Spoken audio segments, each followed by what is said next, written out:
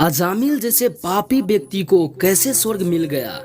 ऐसा तो सृष्टि का नियम नहीं कि जो पापी व्यक्ति हो उसे स्वर्ग मिले।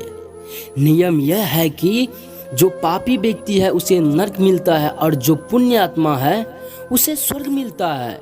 लेकिन फिर ऐसा क्यों? यदि आप वास्तव में समझना चाहते हो कि ऐसा क्यों हुआ तो बने रहिए हमारी इस वीडियो में। तो अब बिना देरी किए चले शुरुआत करते हैं।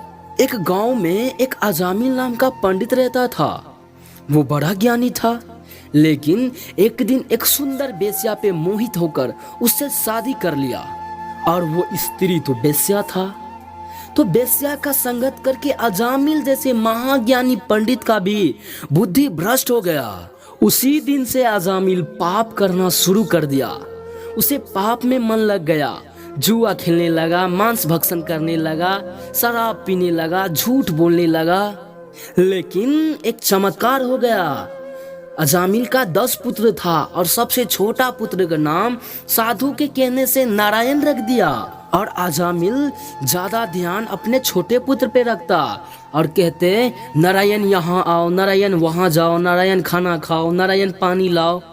जब अजामिल का मृत्यु काल आया तो यमदूत उसे लेने आया। चलो तुम पापी हो, तुम नरक जाओगे। तो यमदूत को देखकर अजामिल को डर हो गया और चिल्लाने लगे, बेटा नारायण बचाओ, नारायण बचाओ।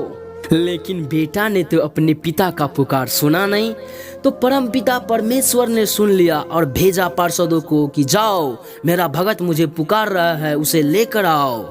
तो पार्षद आए और यमदूत ने पार्षद से बोला, अरे यहाँ आप क्यों?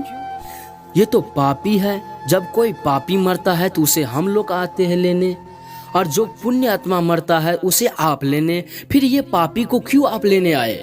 तो पार्षद ने बोला, अरे ये पापी था, लेकिन मरते समय भगवान का नाम ले लिया, इसलिए ये अब पुण्य आत्मा हो गया, इसे मैं ले जाऊंगा।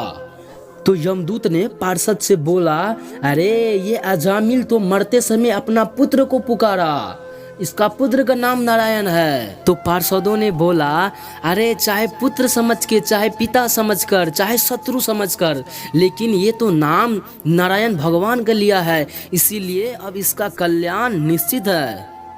तो आपका मन में भी सवाल उठ रहा होगा कि क्या सच में यदि कोई इंसान मरते समय भगवान का नाम ले लिया तो उसका कल्याण हो जाएगा? हाँ दोस्तों, एकदम सही। यदि कोई व्यक्ति मरते समय भगवान का नाम लेता है तो उसका कल्याण निश्चित है।